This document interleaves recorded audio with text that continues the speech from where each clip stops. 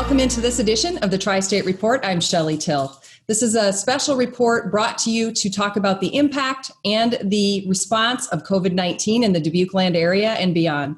I'm very excited to have our first two guests. We have Tom Keating, who is the Executive Director of the Boys Athletic Association, and Jean Berger, the Executive Director of the Girls Athletic Union. Welcome. Nice to see you both. Good morning. Good to be here. Thanks so much. So we're going to get right into it because we don't have a lot of time, and I have been very excited to talk with you. It's like my only sports fix for the last 3 months, I feel like. So I, like so many people, as you know, love sports. It's been a huge part of my life, a former Iowa girl. I think once an Iowa girl, always an Iowa girl, right, Jean? Correct. So I'm going to ask you, first of all, since Iowa is the only state in the country that has separate athletic departments or athletic associations for girls and boys sports. In the light of that we're in this COVID-19 and all the sports are getting canceled, and it affected state tournaments, it's affected spring sports have been canceled. Talk about, Jean, if you can start, what is how do you work together, if at all, with Tom in making decisions as they pertain to sports for high school in the state of Iowa? Well, Tom and I are best friends now. We work a lot. Our staff people work a lot together. So, it would be silly to do it otherwise, Shelley, because what impacts softball impacts baseball.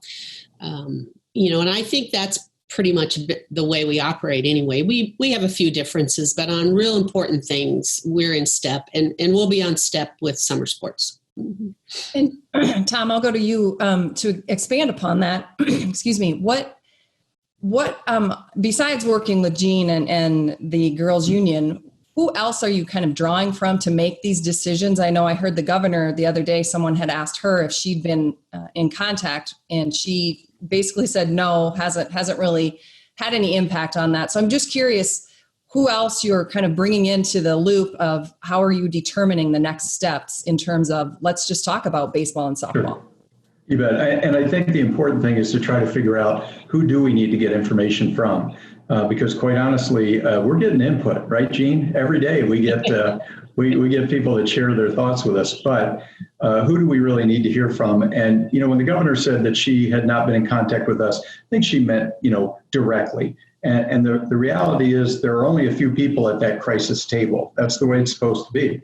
And she gets her information about us or from us via people at that table. So Ann Lebo, who's in the Department of Education, Shan Sievert, who's on the board at the Girls Union, talks to Ann. I talk to Ann, who's on my board. Ann then takes that information back to that crisis table. So there has been some exchange through that. Obviously, IDPH and CDC. We have a Zoom right after this with the 11 states around us. So we will be bouncing things around with those folks about what they're doing in their states. The National Federation obviously has been a great resource for us, and they're going to come out with some guidance for us here either today or Monday on return to play. So if you do decide to start up again, here are some things to think about. Our AD Association, our Girls Softball Advisory Committee, our Baseball Advisory Committee, obviously our staffs, for better or worse, our attorneys. It's just, there's just a lot to take in, and that can get challenging because sometimes you're not hearing the exact same thing from everybody. But absolutely. You bet. That's where we go. Yeah, welcome to your first appointment on the job, right? Absolutely, yeah. Nothing like jumping. Get hired, cancel sports, lose money. What a legacy. Yeah, you're going to run for governor next, I'm sure. Let's talk about. We've mentioned the elephant in the room, baseball and softball, because that's what's. Sure. So where do we stand with the possibility, or let's not even say possibility, the probability that softball and baseball will go on in some fashion this summer? Mm-hmm. Well, if you ask today, I might feel one way. You ask tomorrow, another way. I think, Shelley, we have to decide. I mean, everybody knows that we believe in kids playing sports. There's no questions about what's best for kids, but everybody forgets the big word, which is safely. Can we safely play? And so right now, I think we're trying to determine that. And that's with all of the input that Tom talked about. It's not just the kids, though, the game, the schools, the athletic directors, our communities. So there's a lot of moving parts. And when I think I know something about one part, I think, and then there's all of this. It's like a pebble in the water. Where do the rings go? So it's not easy to get our hands around it. I think the June 1st deadline that we've talked about really gives us 2 weeks of the state being semi-open, if you will. And I think that'll be important information, to review. Tom, anything to add from your perspective on that? No, I think Jean hit it. And that for us, as somebody said, it's a little bit like trying to fly an airplane while you're trying to build it. And then maybe it's on fire because things change so quickly that we've got to remobilize, or we've got to meet again and re-strategize. It is primarily about our young people. It is primarily about safety, but it's also about some other things, right? I mean, we've got umpires, we've got coaches, we've got fans, we've got ticket takers. We have to be concerned about those folks. I think where people land is if you're in a community where it's not hit hard, then you're thinking, let's play. If you're in a community that it has a high rate of incident, you're saying, man, we should be cautious. And what Jean and I have talked about is when you look at interscholastic sports, you are taking kids from one community and everything in their community to another community. And then they're bringing back whatever was in that community they went to. And I think that's where it's a little bit more challenging.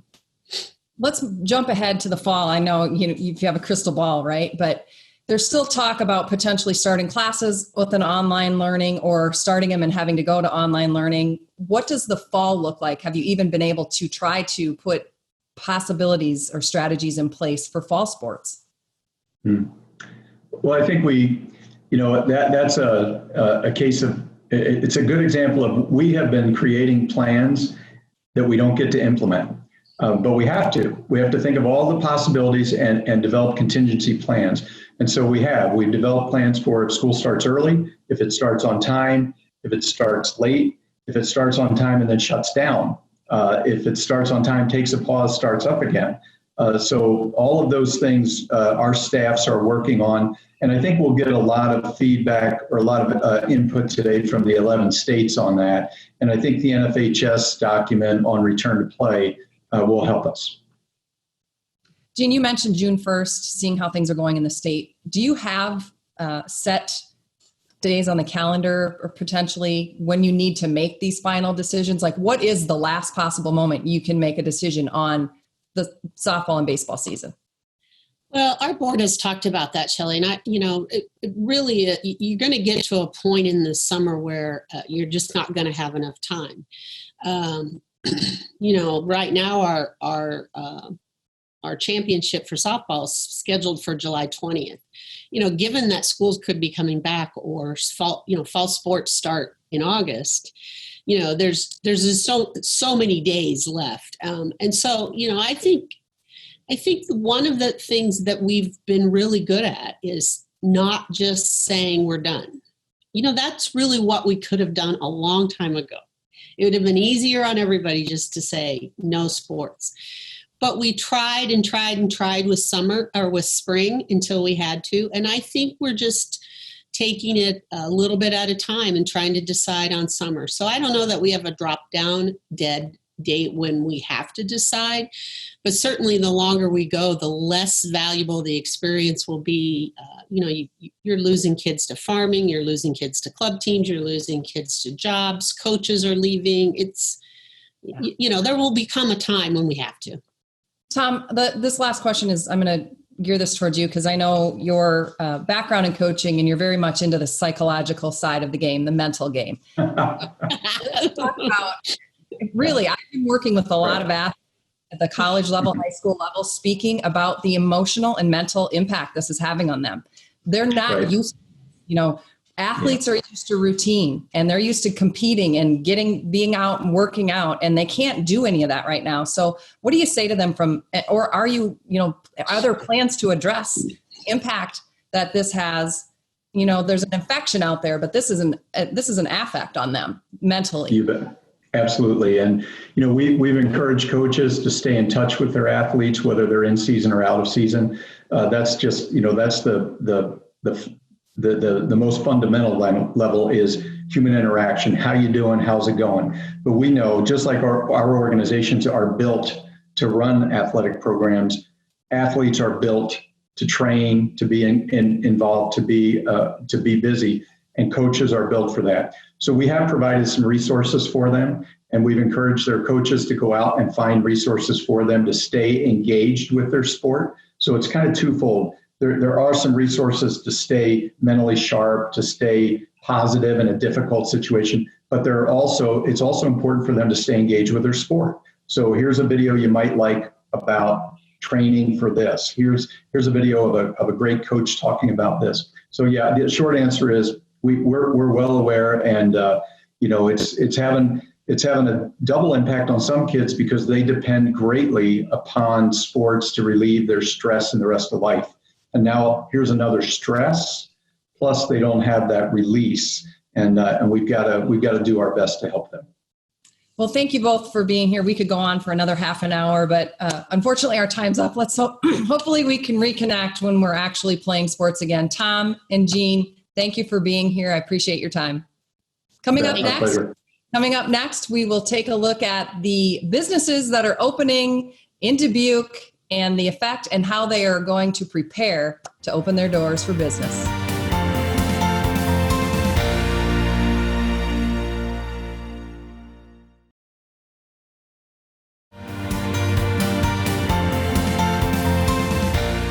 Welcome back to the TriState Report. I'm Shelley Till. Joining me now are three very happy individuals because they are business owners or co-owners in the Dubuque area. And today is the day that the restrictions somewhat have been lifted. So welcome, Abby, Jim, and Tom. Nice to see you all.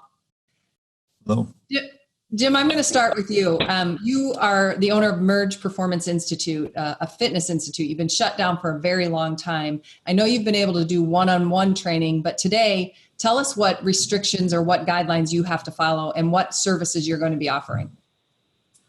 Well, the first thing was, we've been able to do one-on-ones this week. And as you can imagine, as soon as that was open, the phone was ringing or the social media was blowing up. People are itching to get out of their houses and get back into the training center. Starting today, we're allowed to operate at, we can bring in 10 people. And our model is we always have a certified coach in the room. So it would be 9 plus the coach. So right now we're able to operate at that. And then we're following restrictions like 6 feet apart, hand sanitizer at the front door, when you come in, when you come out. And then we have to work with a 15-minute transition period to wipe down and disinfect everything and kind of let things settle. So from a training standpoint, that's not typically ideal because they can only come in for 45 and then we got a 15-minute transition. But considering that we've been shut down for nearly 9 weeks, that's better than nothing. So. Yeah, no kidding. And Abby, I know you're kind of in a similar situation in terms of hair salons. And I don't know if there's anybody that's more excited than people needing a haircut in this COVID. We've seen some pretty COVID cuts. Let's just put it that way. So because you have a salon with multiple independent contractors, right, in your salon. So what does that look like for you? I'm kind of going off of what Jim had to say. It's a little bit like that in a way. We actually just found out yesterday that we have to go up the square footage of our building at 50%. So I have 9 girls in there. We can only allow, as of today, 6 people. So that's only 3 stylists, 3 clients at a time. We also are doing 1 in, 1 out with each stylist. They're only allowed to have 1 client at a time, which is kind of hard for most of us because we double book, triple book sometimes. Kind of the same thing. We're doing the mask, we're doing the hand sanitizer. Some people are wearing the shield. Some people are wearing goggles, glasses. we're going to put a sign up at the door.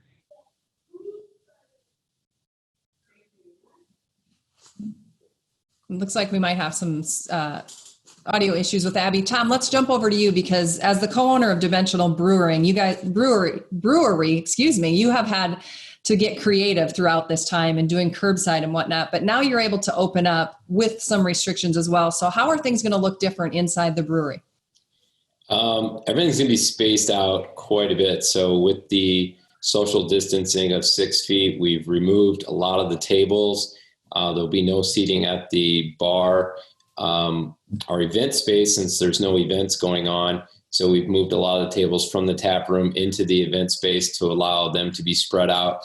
And then we've gotten additional picnic tables for the outdoor patio area. So the nice thing is with the outdoor patio area, we're able to spread out the picnic tables. It's open air. And then also at the front of our building, we've got the garage doors that are opened up. We're going to have a nice weekend here with the weather. So just getting some of that fresh air into the building is going to be good. And then, you know, like Jim said, and a lot of these other businesses, making sure we've got the proper, everything sanitized, everything cleaned, in between people, you know, tables wiped down, chairs wiped down, all that sort of thing. So just, you know, being extra overly precautious and making sure that we've got everything covered. Abby, I'm going to come back to you, and maybe I think we got your audio back, but if you want to expand upon what things are going to look like in the salon for you. Yeah, and kind of the same thing as the other two. We're doing this 6 feet apart, only 3 stylists, 3 clients at a time, making sure everything's wiped down in between each client. As one client walks out of the salon, we will text or call the next one who is waiting in the parking lot to come in as well. And again, just give us 10, 15, 20 minutes to sanitize all our equipment and make sure everything is ready for the next client to use the chair. And Jim, let's talk kind of moving. We don't exactly know how long this is going to last, correct? I mean, if everyone had a crystal ball, that would be great. But what are you looking at more long-term, or maybe what might be the next phase in terms of opening your business up and getting it as close to normal as possible? Well, you know, like I said, when this all started, a lot of the decisions are going to be made for you.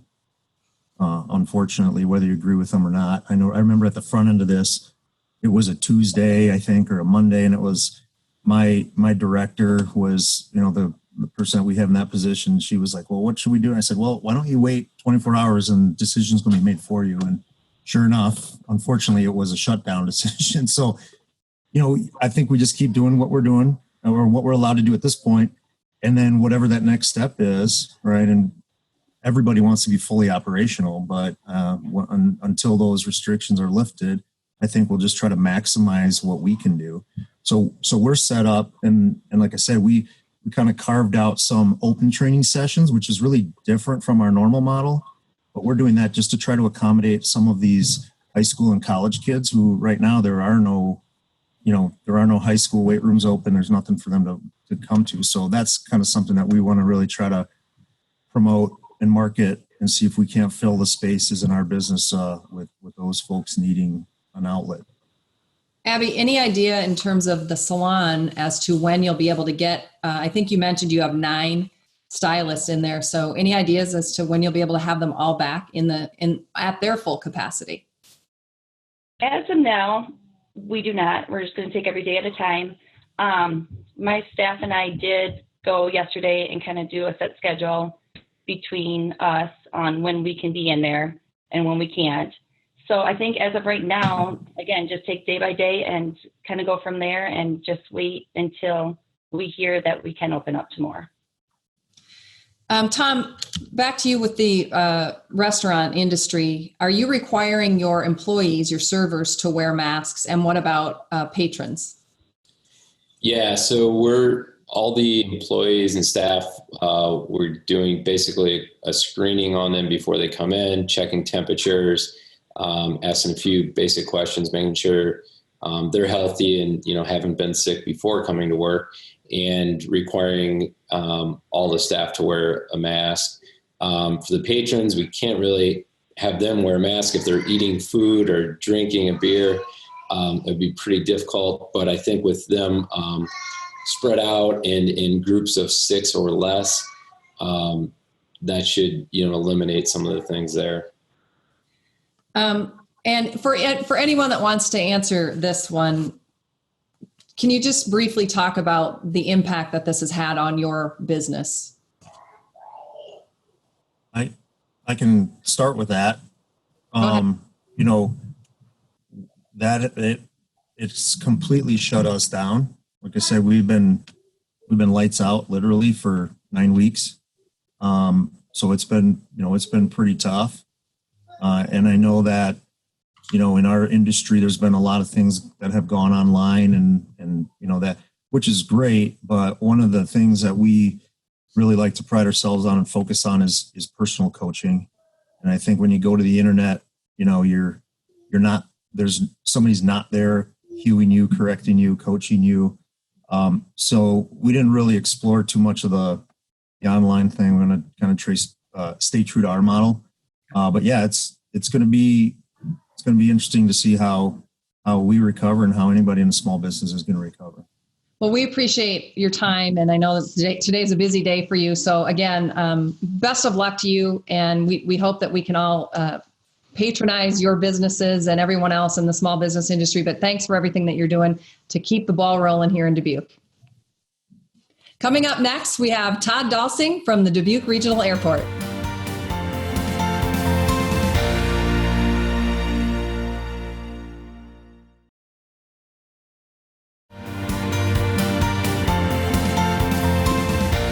Welcome back to the TriState Report. I'm Shelley Till. With me is the director of the Dubuque Regional Airport, Todd Dalsing. Welcome. Nice to see you, Todd. Yes, nice to see you on this virtual conditions. I know it's our new normal, unfortunately. Yeah. So let's jump right into it. What has been the effect of aviation here locally in Dubuque? So the Dubuque Regional Airport on a normal flight schedule would have 3 flights a day from Dubuque to Chicago. Obviously, due to the COVID-19, globally, nationally, locally, we've seen about a 95% decrease in enplanements. So currently we have, in May and June, we have 1 flight a day, 5 days a week. And then in July, we're scheduled to go back or start to come back a little bit. Are scheduled looking to show 1 flight a day and then 2 flights 3 to 4 days a week in July. And Todd, what measures are you taking in terms of the airport to address this pandemic and put in safety measures for people that are flying through the Dubuque Regional Airport? Sure. Yeah, it's a great question. Thank you for asking because, in addition to our regular janitorial, Dubuque has added cleaning and disinfecting high touch point areas between flights, such as countertops, seating, handrails, vending machines, things like that. Of course, we're following all the CDC, or Center of Disease Control, Iowa Department of Public Health, and U.S. Travel Association guidelines. We've purchased 2 portable electrostatic cleaners that mist hospital-grade disinfected, and those are able to cover large areas and multiple surfaces. We're installing social distancing floor markings and plexiglass barriers at counters to separate customers and employees. We've added signage to our monitors to help promote best hygiene practices. We are recommending everyone in the terminal wear face coverings when traveling, including when you're just coming out to pick up passengers. All airline staff, TSA, and airport staff are wearing facial coverings, and the rental cars are also taking additional measures with cleaning and sanitizing prior to renting your vehicle. So, Todd, how would you say, obviously the numbers, you said numbers of flights are down, but what has kind of been the pulse of the, not only your employees, the TSA employees, but the passengers or customers that are trying to fly through Dubuque? What is the level of concern you're hearing? We really haven't had a whole lot of numbers flying through Dubuque, so I haven't heard a lot of comments yet. Some concerns are obviously cleanliness of the airport, cleanliness of the aircraft themselves. I'm sure you've seen a lot of videos out there. I do recommend certainly going to AA.com. That's American Airlines website. And they've got a really good page with lots of 30-second, 1-minute videos showing what they're doing to keep their aircraft clean and sanitary.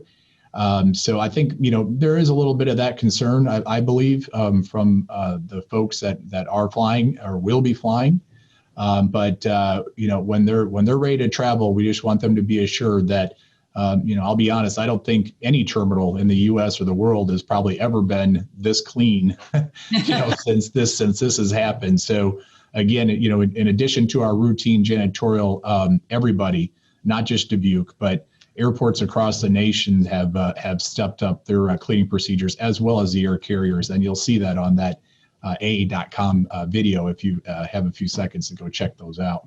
So Todd, real quickly, just can you touch on the relationship between you as the airport and the aircraft in terms of the partnership or the relationship of putting in those safety guidelines when people are on the airplanes? Sure, you bet. So the relationship with an airport and airline, and this is pretty much universal, the airport is more the landlord and the airline is the tenant. So, as a tenant of the airport, of course, we work hand in hand with the airline as much as possible, and anything that we can do to help out, we absolutely do. Again, that, we follow their website, we talk with their manager here. They're following all the guidelines we are. We know that most of their aircraft are equipped with air purification systems that introduce fresh air and filtered air through HEPA-type filters, which remove 99.97% of airborne particles while flying. So maybe that's something that folks out there don't know. They do have a lot of travel flexibility right now, so there's no change fees. My understanding is they're boarding from rear aircraft to front, and they're practicing as much social distancing as physically possible. So, all right, trying to keep that middle seat open. Go ahead. Sorry to cut you off, but we are out of time. We appreciate you being here and giving us the updates, and it was great to see you. Okay, thank you, Shelley. That's it for this edition of the TriState Report. Please join me again next Friday at 6 p.m. and again on Saturday at 11 and Sunday at 9:30. Stay safe, be well, and we'll see you here next time.